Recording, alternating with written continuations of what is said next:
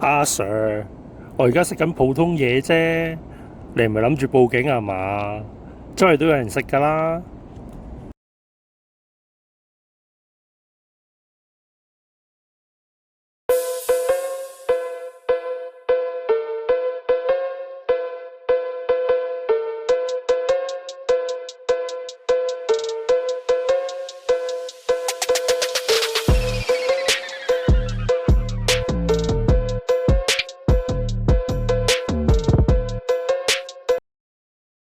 如果處理失當，喺刑事方面咧，學校可能會被控為疏忽照顧；而喺民事方面咧，家長可以有權索償。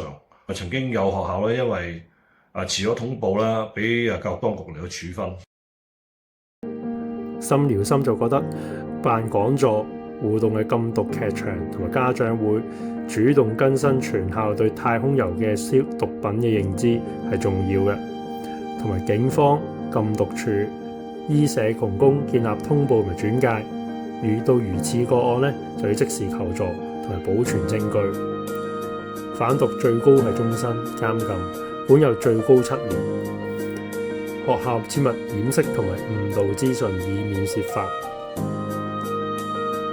我哋請到前警務人員 Alan Lee 幫助，從預防教育到個案介入，提供校本化方案，聚焦依托米茲嘅辨識、通報同埋關顧嘅流程。